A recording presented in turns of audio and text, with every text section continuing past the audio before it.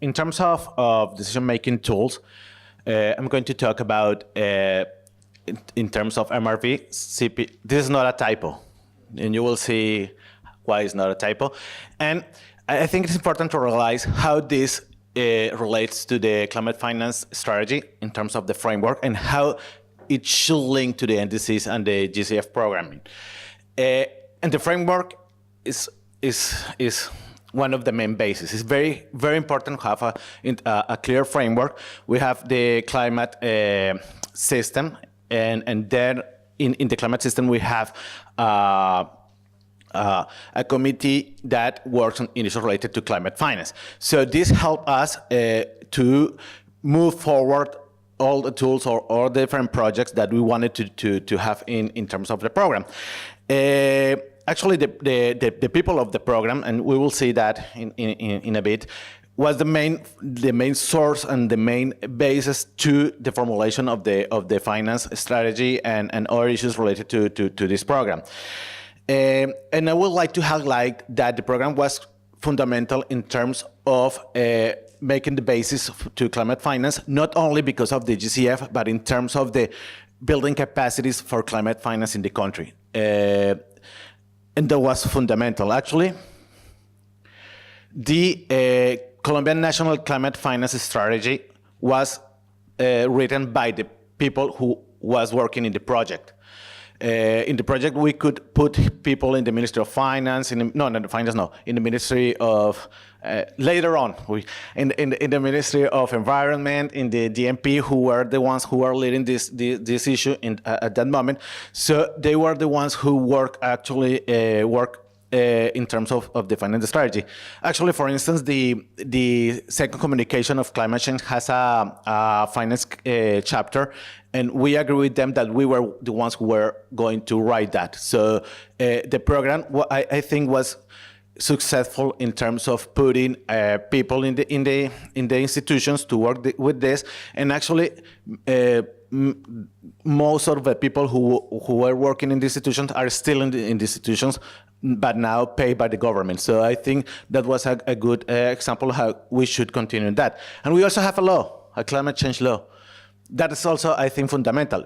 But lesson learned about another issue, about the carbon tax. If you want to put a carbon tax, it's better if you put it in a tax reform.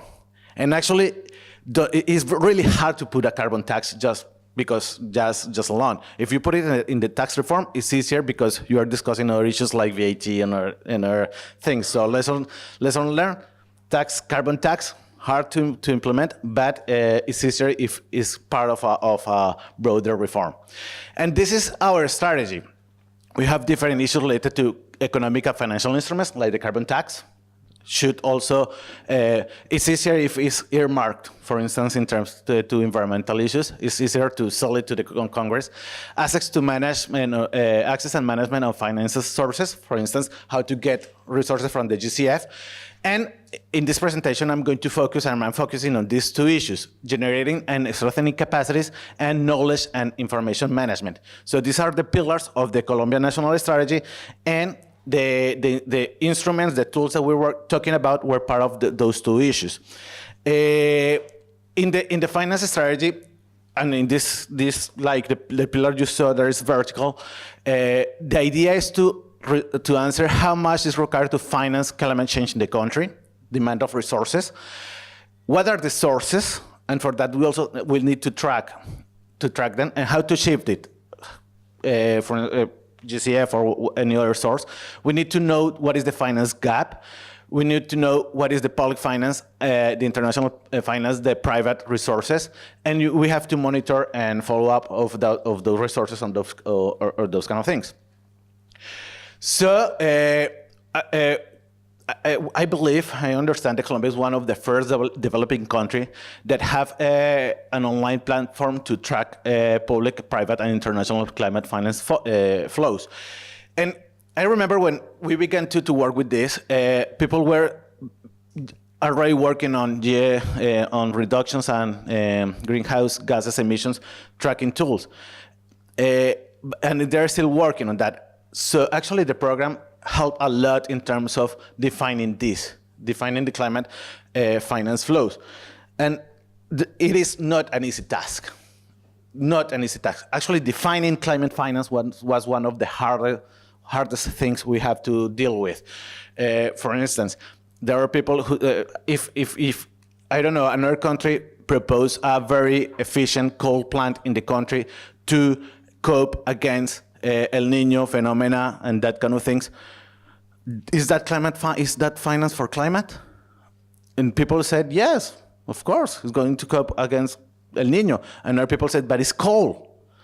So it was really hard to define. But we did it in sort of a way. We defined what were the measures, the climate measures to follow up in terms of the sectors.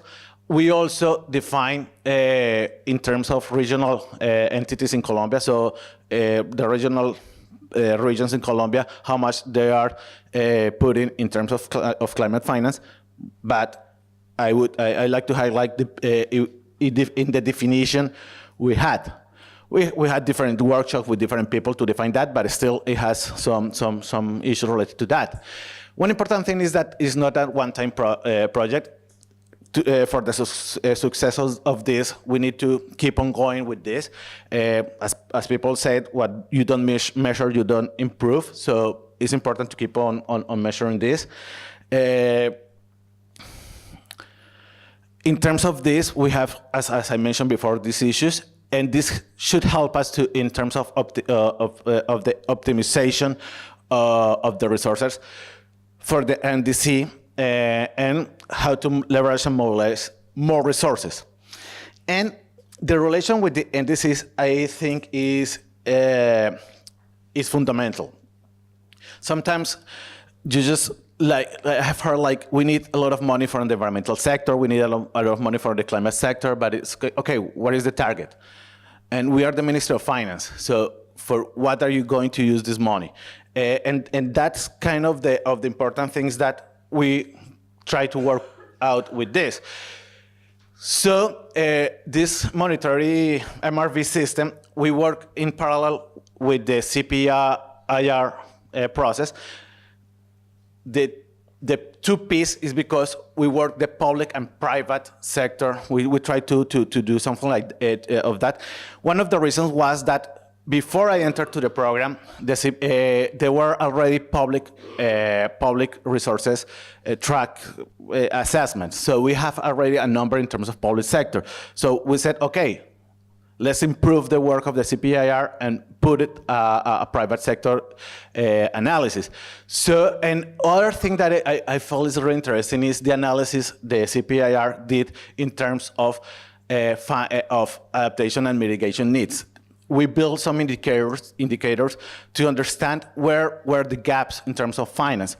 And just to give you a number, we identified that it is useful, that only 41.7% of the investment made in the departments, the regions in Colombia, in adaptation are invested according to their needs. So this helps us to understand if the resources are going to climate, but to other issues, not the needs of the region, we should focus on that, and we should in sort of a way change the allocation of the resources.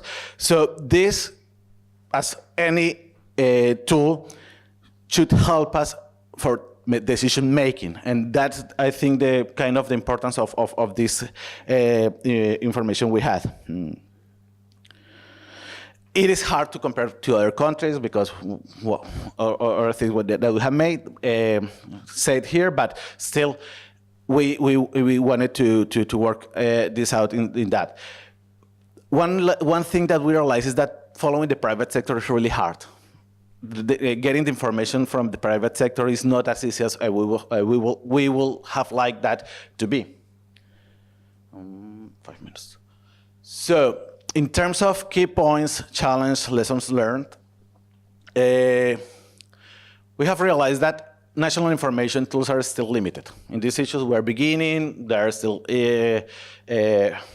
trying to get the information from different sources, and that access to data is expensive in terms of time and in terms of money, even for the government, and sometimes because of the government, or because and because we are government. It's like if we want information from the private sector, hey, where are you from now? The Ministry of Finance. I'll talk to the the customs services, those kind of things. It is important to further incorporate that information needs in the identification of gaps in the existing information tools or systems. As I mentioned, if you can give the number. Look, climate finance is 1 billion pesos. That too much, too few, I don't know. It's like you have to understand the needs, the gaps, and that's why I mentioned, look, put this in this way or another. In general, in Colombia context, it is difficult to specifically label an action as climate change, since most of such projects are also environmental, social, productivity, overestimation, and those kind of things. It relates to what I mentioned, you mentioned before, the tax. Somebody talked about the tax. The first time I went to the budget office in the Ministry of Finance, I said, look, climate tax. He looked at me and said, no way. We're never going to do that. Because tomorrow, the gender people is going to come and say, we want a gender tax. And so, no way. Those kind of things we have to work on, and that's part of why the definition of this is too hard. Clear competencies are needed for the mobilization, monitoring, evaluation, and resource director at climate change at subnational level. This relation to the national to the subnational is really hard, and we have to work it out.